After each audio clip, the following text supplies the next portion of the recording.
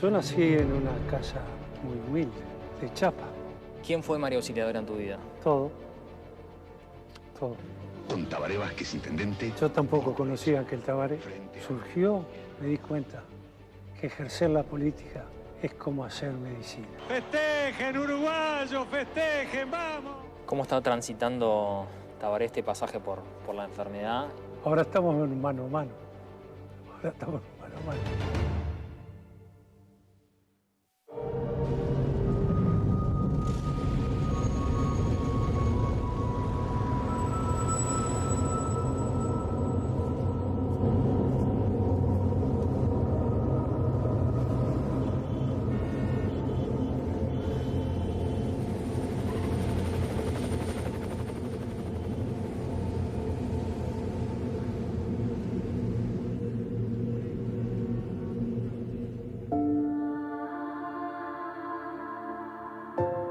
Presidente, hoy es una noche muy especial, porque en este palacio se esconde el legado del gran líder de la izquierda, de ese primer intendente, ese 2 veces presidente, ese hijo pródigo de La Teja.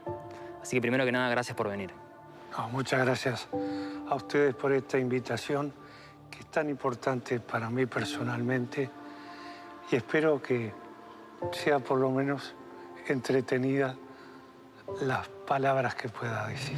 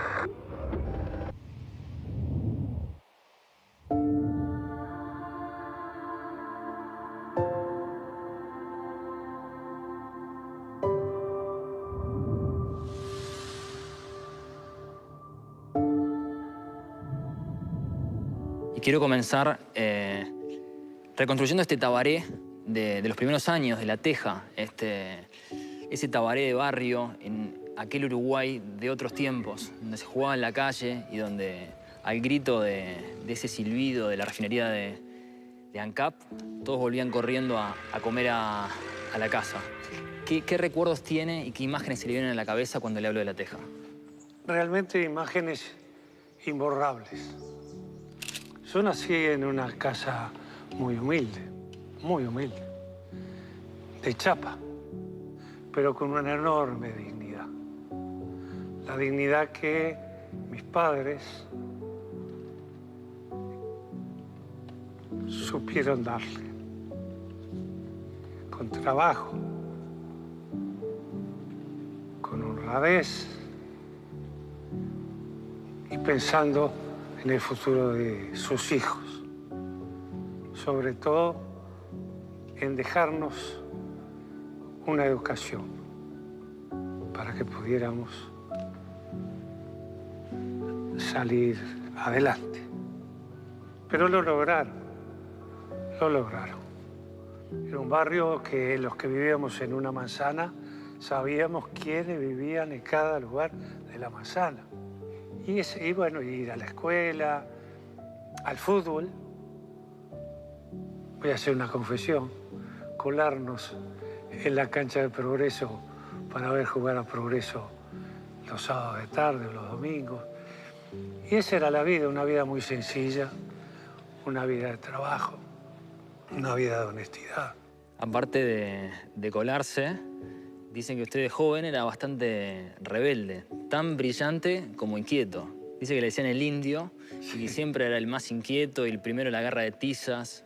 ¿Cómo era ese Tabaré en la escuela? Como cualquier muchacho de esa época, No me destaqué como un gran estudiante, ¿no? Puede y debe mejorar, estaba abajo escrito, sí. Y vaya si mejoró. ¿Cómo es la historia de este Club Arbolito, que de alguna forma iba a ser testigo después a lo largo de su carrera, de los pasos que iba dando cada vez más importantes como líder político? Bueno, el Arbolito fue una expresión de la necesidad de retribuir de alguna manera a la sociedad uruguaya, sobre todo a los trabajadores. Y entonces se nos ocurrió crear una entidad que llamamos Club Social y Deportivo Arbolito, priorizando lo social, pero estando muy presente en lo deportivo. El barrio es el primer elemento que para mí describe a este Tabaré y a este gran líder de la izquierda. Y para mí el segundo tiene que ver con la medicina. Hay una historia de un episodio de usted a los 5 años, con una tos convulsa muy fuerte, donde lo visita un médico y que usted ha contado que eso le dio una sensación de confianza, de seguridad. Y quizás ahí se despertó la vocación de la medicina. Sin duda. Yo era chico y estaba muy asustado, muy asustado. Tosía permanentemente, me dolía el estómago, no podía respirar. Y vino este médico, el doctor Alcides Caorsi. Y para mí fue como una revelación.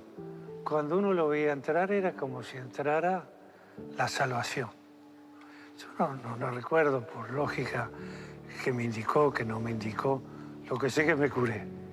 Y lo que sintió en ese momento, ¿no? Y el sentimiento de decir, pero caramba, qué lindo, cómo me gustaría ser como este hombre. Y bueno, arrancó todo. Yo nunca aspiré a hacer ninguna carrera política. Lo digo con total sinceridad. Lo mío era la medicina y la proyección social, que le hicimos desde el Arbolito, pero también del Club Progreso.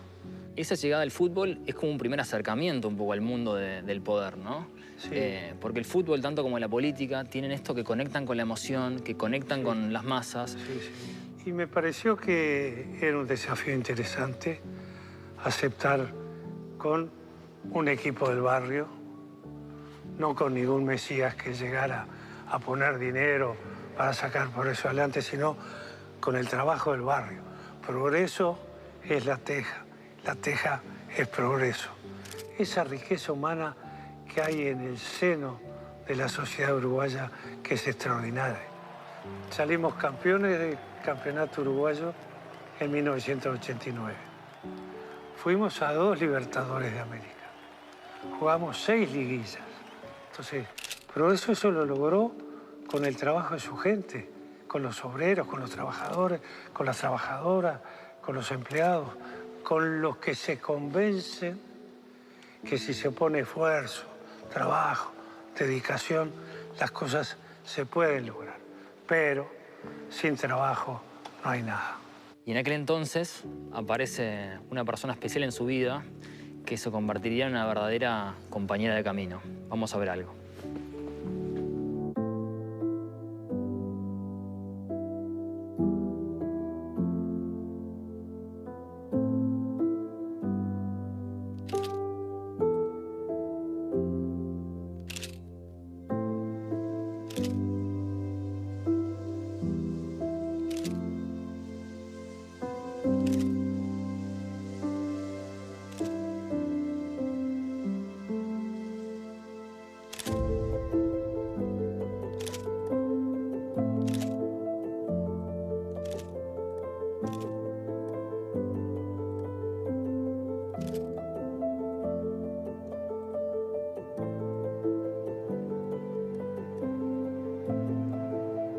¿Quién fue María Auxiliadora en tu vida? Todo. Todo. Me atrevo a decir, sin dudar, que yo no hubiera logrado el desarrollo de mis actividades sin ella. Fue el factotum total. Y lo que hice, sin duda, lo hice por el respaldo que tuve de ella y de mis hijos y mi familia. Pero yo sin María Auxiliadora no hubiera sido nada. Y cuando se fue, ¿qué le dejó Tabaré? Una riqueza enorme, una familia maravillosa y un ejemplo de vida inigualable. Dicen que el primer acto de campaña, cuando usted se lanza como candidato a la intendencia, María Auxiliadora mira a alguien que tiene al costado de ella y le dice: yo no conocía a este Tabaré. Ella estaba impactada de la capacidad de comunicación y de diálogo y algo nuevo en su Tabaré que ella conocía. Yo tampoco conocía a aquel Tabaré, tampoco lo conocía. Surgió y bueno, tuvimos que encarar la situación y lo hicimos capaz que de manera inconsciente, pero creo que algo de reflexión hubo de dos maneras. Con la experiencia que teníamos como docente universitario para exponer distintos temas, pero también lo hicimos con el convencimiento que en lo social teníamos una experiencia bien importante que nos fortalecía en la forma de buscar un relacionamiento con la gente y establecer un diálogo que fuera modificando la vieja estructura de los discursos políticos, ¿verdad? No tenerle miedo a hablar con la gente, estar con ellos, dialogar. Y entonces lo primero que hicimos fue, cuando iniciamos la campaña política, pedir que no me armaran un escenario. Bajaba con un micrófono, caminaba entre la gente, le daba el micrófono al que quería hablar, libremente exponía el tema y yo si podía le respondía la pregunta y si no le decía que no sabía. Pero uno aprende mucho hablando con la gente. Es lo que tiene que tener el político, el gobernante, el gobierno de cercanía, de familiaridad, de hablar con la gente, porque finalmente somos funcionarios de la población, que es la que nos paga el sueldo. La gente que vive el problema generalmente tiene una buena solución para enfrentar las dificultades que le presenta ese problema, como hay que escuchar al enfermo. Y ese Tabaré joven al que van a buscar, en el Frente Amplio dicen que casi que buscaban un candidato para perder, sin demasiadas expectativas. Lo van a buscar a usted y se convierte en el primer intendente de la izquierda. ¿Usted ya sabía que iba a ganar? ¿Qué sentía en ese momento? Hay una anécdota con Gargano que le dice: Tabaré, hay que armar un discurso de victoria y uno de derrota. Y usted le dice: no, yo solo discurso de victoria porque estoy convencido que voy a ganar. Sí. Si hay discurso de derrota, hágalo usted. Sí. Salí a la cancha, como decimos los uruguayos, a ganar. Sabía que era difícil, complicado, que había... Pero no me salía del interior decir, voy a competir para perder, no. Los uruguayos no somos así. Vecinas de Montevideo, a continuación hará uso de la palabra el nuevo intendente de Montevideo, doctor Tabaré Vázquez.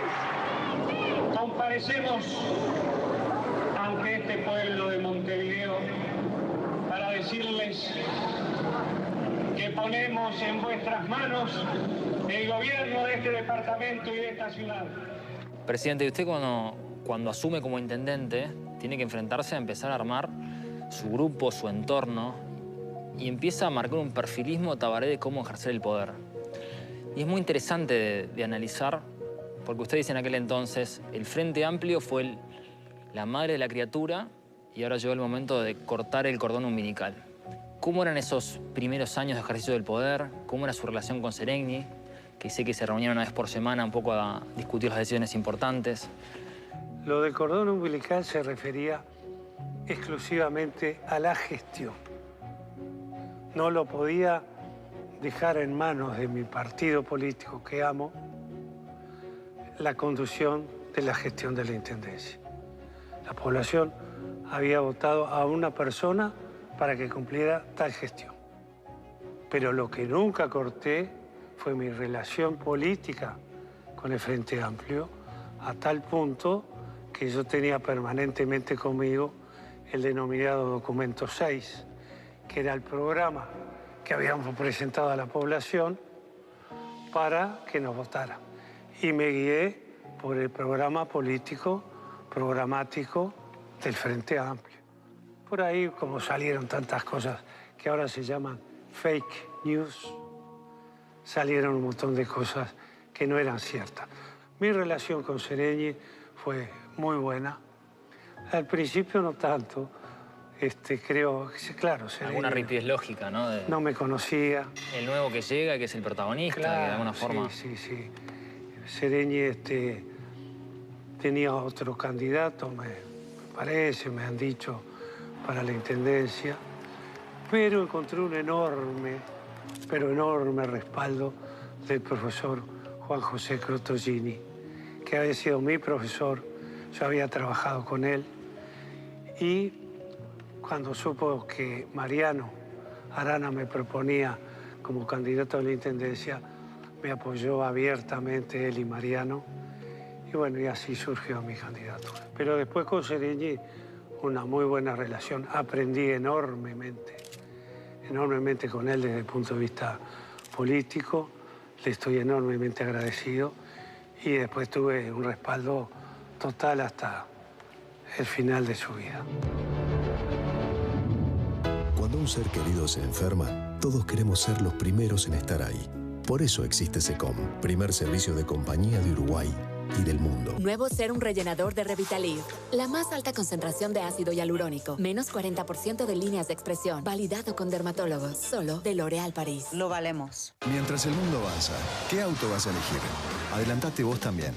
Nuevo Toyota Corolla híbrido. Siempre adelante.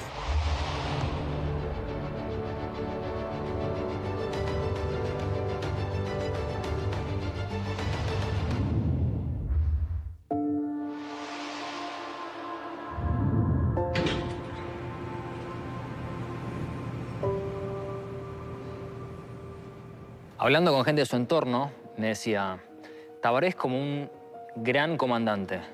Él escucha, decide y después ejecuta. ¿Cómo se da cuenta uno cuándo tiene que escuchar y conciliar y deliberar y cuándo llega el momento de alguna forma marcar la cancha? Escuchar siempre. Y uno no puede personalmente conocer el tema en toda su amplitud, pero una vez que se pensó, se meditó, se llegó a una conclusión, hay que ejecutar. ¿Que nos equivocamos? Me equivoqué muchas veces, sí. Pero el ser humano está codificado para el error. Y se avanza en el conocimiento científico en base a error, acierto, error, acierto, error. Cuénteme un caso que le venga a la cabeza de un error que en perspectiva siente que se cometió y que después le pudo enmendar. Sí, y ahí me voy a remontar al tiempo de la Intendencia Municipal de Montevideo. Antes de llegar al gobierno de Montevideo, en plena campaña electoral del año 1989, uno de los puntos que tenía nuestro programa era que los trabajadores municipales trabajaran 6 horas por día. Fue la propuesta que hicimos. Pero impusimos ese horario.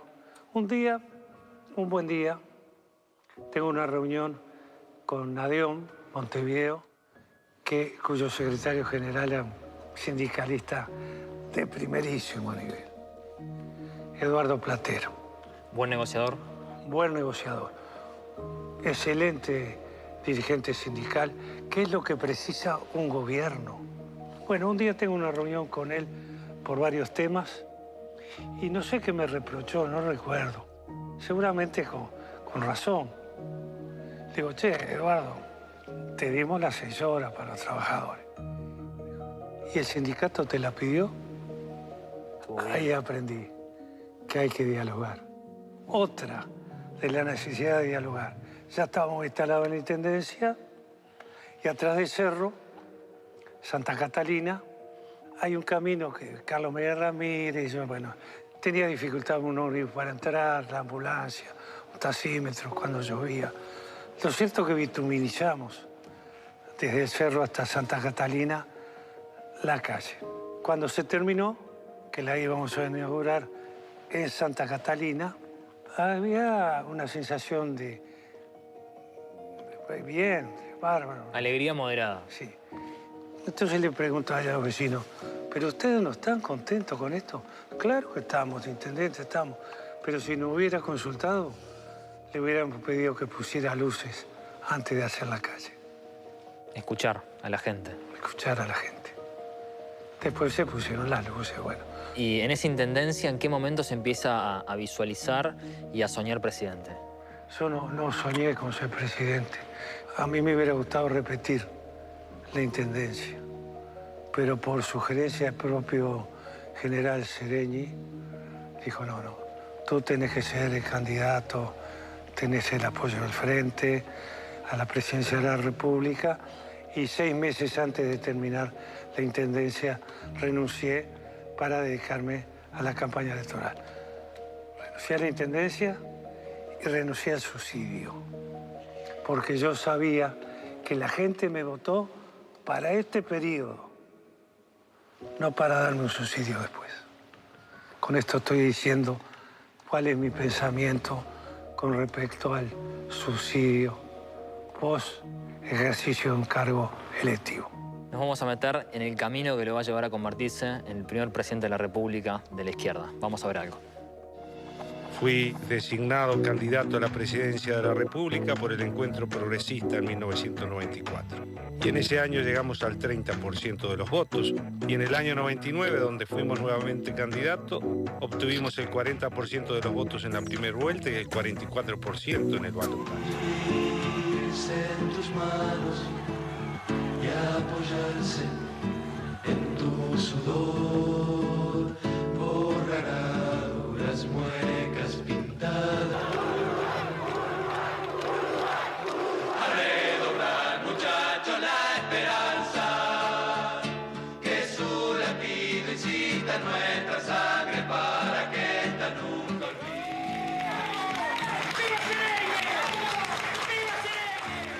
El corazón no quiere entonar más retiradas. ¿Qué sintió ese 31 de octubre de 2004 cuando se convierte en el presidente de todos los uruguayos? Y bueno, lo primero, una gran responsabilidad, una felicidad enorme, pero como marco de todo eso, un profundo agradecimiento al pueblo uruguayo que había confiado en mí para conducir el país. Fueron los sentimientos que tuve. ¿Cuál fue el momento más feliz? Cuando le pude dar un abrazo a María Auxiliadora. Y el respaldo, sentir el respaldo de ella. Y en términos políticos, ¿qué significó para usted convertirse en el primer presidente de la izquierda y terminar con todos esos fantasmas que habían de qué iba a pasar cuando gobernara un gobierno de izquierda, progresista?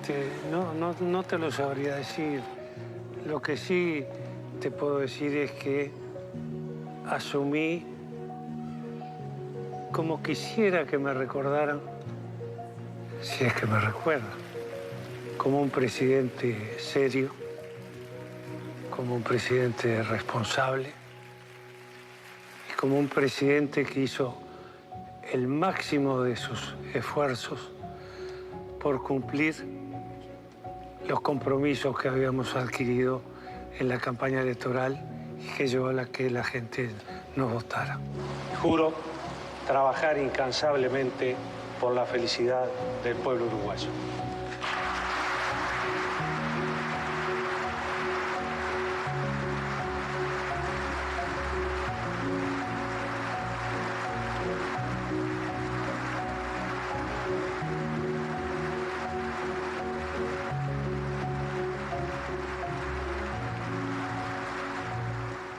Algunas cosas logramos, otras no. Nos quedaron cosas pendientes, pero una nación, un país, es una construcción permanente. En su primer mandato usted da varias luchas. ¿Qué es lo que más lo enorgullece? Bueno, en primer lugar, lo que más me enorgullece fue el equipo que me acompañó, tanto en el primero como en el segundo gobierno. Trabajaron más que como gobernantes, como militantes, porque eso es lo que me hace sentir más orgulloso, ese equipo. Y también quiero rescatar algo. En el momento yo pedí, no nos dejen solos. Se lo pedí a la gente. Y en muchas oportunidades la respuesta de la población fue estupenda. ¿Y cómo fue esta lucha contra la pobreza? Y no solamente eso, sino el dar igualdad de oportunidades que se ve reflejado, por ejemplo, en el Plan Ceibal. Que aparte de ser una computadora por niño, lo que yo veo era darle la posibilidad de acceder a la información a todos por igual. ¿Cómo fue ese proceso? El Ceibal fue un proceso revolucionario. Democratizó el uso de la tecnología en la educación. Llegamos con las computadoras a todo el territorio nacional. Y Uruguay en eso ha sido ejemplo en el mundo. Ejemplo en el mundo. Era luchar contra la grieta. Nosotros queríamos desarrollar políticas inclusivas, que fuéramos todos hacia adelante, todos y todas hacia adelante. Política de inclusión para tener una sociedad cohesionada, porque para que un país avance precisa vivir en democracia, con paz social, generando economía, distribuyendo la misma con justicia en el mismo momento que se genera. Tuvimos tranquilidad, pero a usted le tocó luchar en el medio de un conflicto muy atípico con nuestros hermanos argentinos por la instalación de la planta de Bodnia. ¿Cómo vivió ese proceso del cierre de puentes? Sí, fueron momentos muy difíciles para el país y para el gobierno.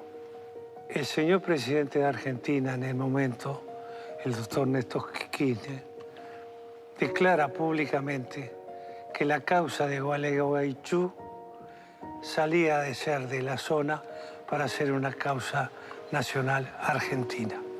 Hemos venido a decir que no es una cuestión que atañe solo a la provincia de Entre Ríos o a la ciudad de Gualeguaychú.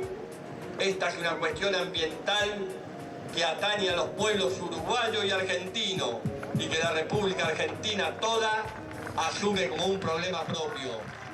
Ya la dimensión del conflicto Subió la apuesta. subió la apuesta. Nosotros habíamos resuelto no innovar por 90 días la apertura de UPM-1, que era Bodnia en aquel momento. Pero ante esta situación, Uruguay no se podía quedar atrás. Y di la orden que se autorizara el inicio de los trabajos de Bodnia. Eso subió mucho más la apuesta. Una escalada de tensión en aquel momento. Una escalada de tensión. Hubo respuestas de ciudadanos de Gualeguaychú diciendo que los niños iban a nacer con 2 cabezas, que iba a haber un enorme número de leucemias infantiles. Hicieron un acto en la Plaza Independencia, vinieron de Gualeguaychú un domingo de mañana, provocando al gobierno. Hicieron maniobras militares del otro lado de Paysandú. ¿En algún momento temió un conflicto bélico? No un conflicto bélico, pero sí una situación de Tensión. querer llevarnos por delante. Y aposté al camino diplomático. Y el respaldo que conseguimos fue ni más ni menos que de Estados Unidos.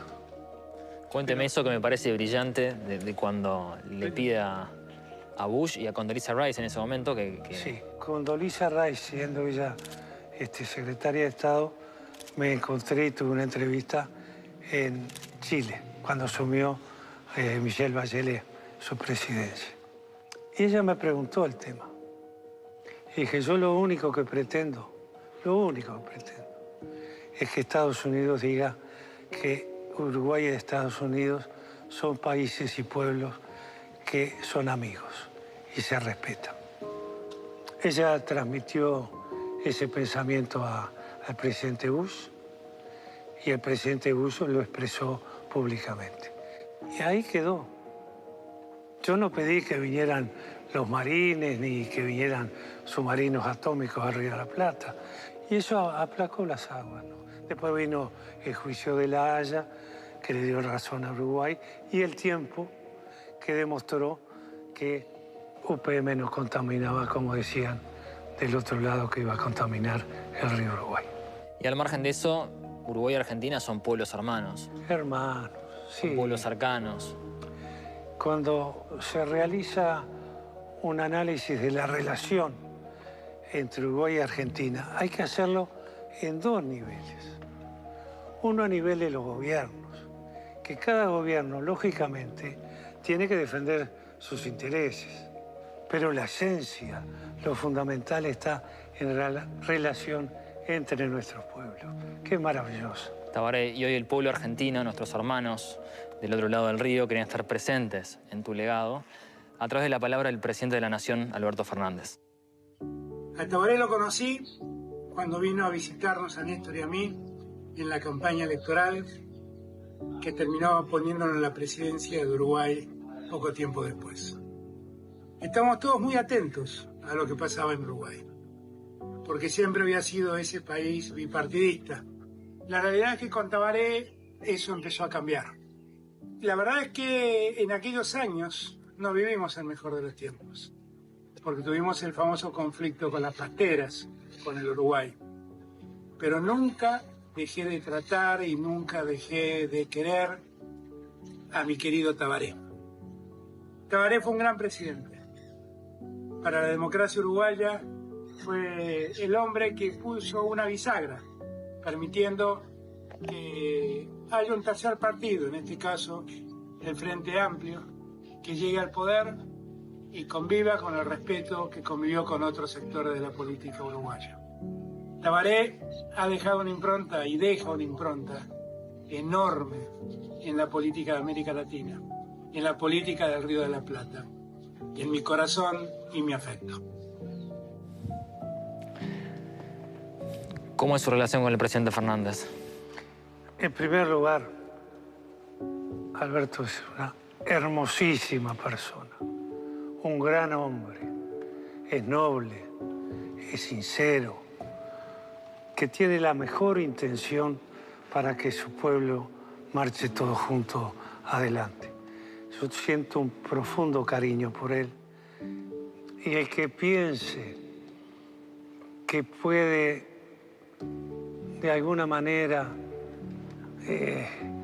manejar a Alberto Fernández en sus convicciones se equivoca de cabo a rabo. Y estoy seguro que está luchando enormemente y va a salir adelante, porque tiene una gran voluntad. Y lo digo de corazón, lo digo convencido. La izquierda latinoamericana está en una etapa de transición para ubicar qué entendemos por izquierda latinoamericana. Y yo creo que la tendencia sería marchar hacia una socialdemocracia, como en su momento lo planteó Marx. En las circunstancias actuales y la situación política de la región, los movimientos radicalizados a la izquierda o a la derecha, que son los más peligrosos, porque los que están en la derecha están muy cerca del nazismo y del fascismo.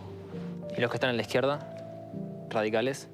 A un pensamiento de izquierda más revolucionario, quizás un poquito más totalitario. Los extremos no son buenos. Los extremos no son buenos. Terminan tocándose. La ley del péndulo. Me parece a mí que no fuimos capaces, porque no supimos, no pudimos, porque no nos dejaron, de elaborar un proyecto latinoamericano propio para que nuestra gente viva mejor. Y en esto de ser una persona de diálogo, siempre de acercar las partes, ¿cómo fue su relación con los otros expresidentes? Con el doctor Lacalle Herrera, con Sanguinetti. Bien, partiendo de la base que tenemos posiciones políticas ideológicas distintas. con el doctor Julio María Sanguinetti, porque siento un gran respeto. Es un estadista, sin lugar a dudas, un hombre de una cultura muy vasta.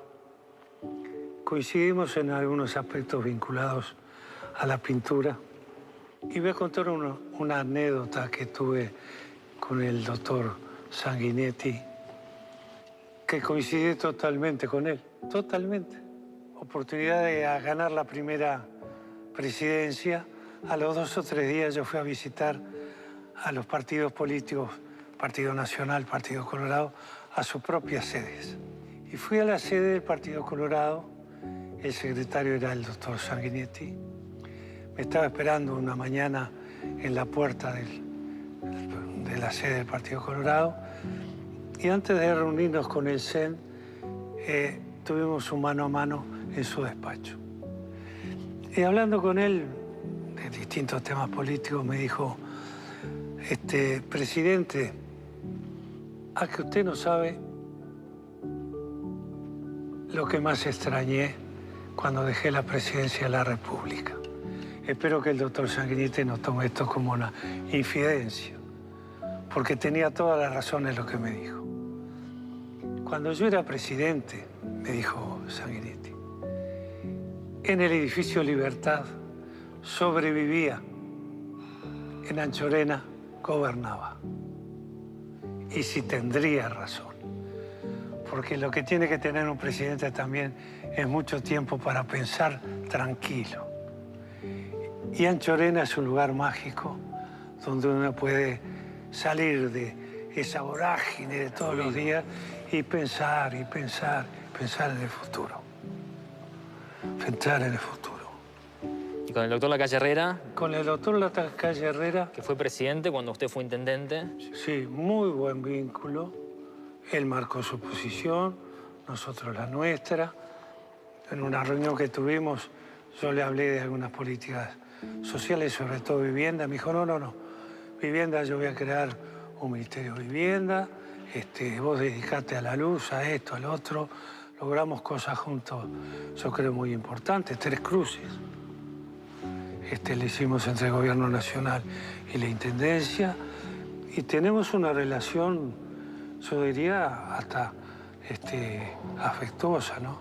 El bebé me dice, ¿y cómo anda ese ciático? Y yo le pregunté, ¿y tu rodilla cómo anda?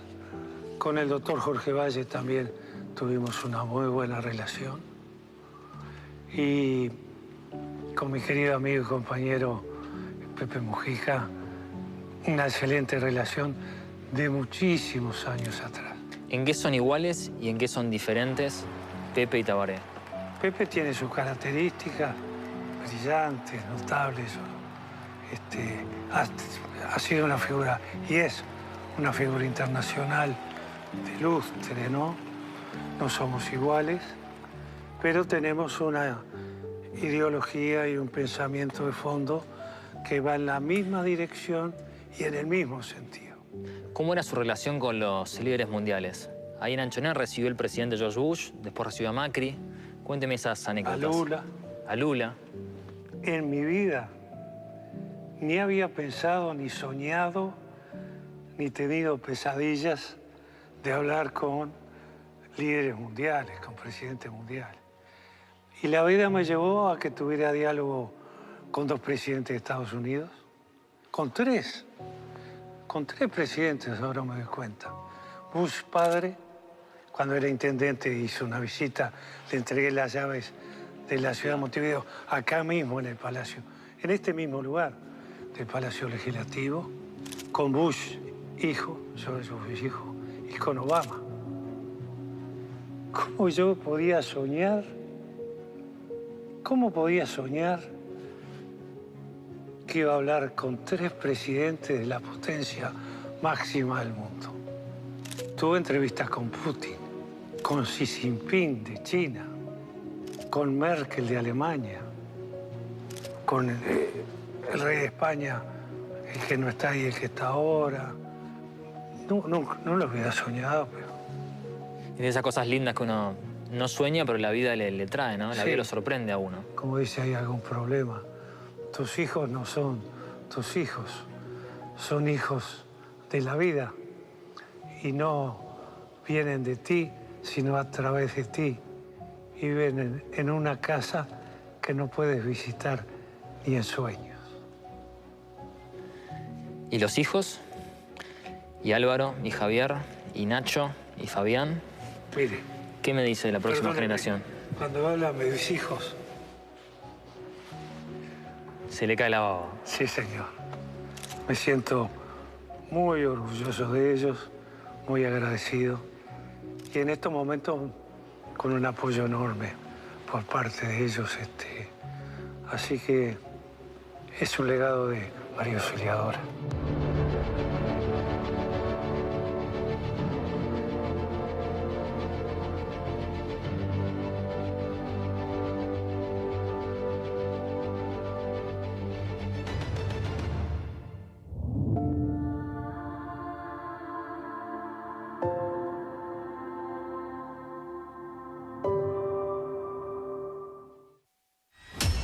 Mañana llega la última semifinal de Got Talent Uruguay.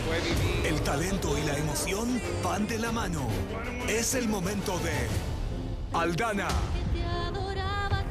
Paul Turman, Mauro, Mariana, Agus y Nico, Manuel Argimón, compañía de tango Julio Sosa, Álvaro y The Let's Crew. Deberán dejar todo en el escenario para conseguir tu voto y convertirse en finalistas del show más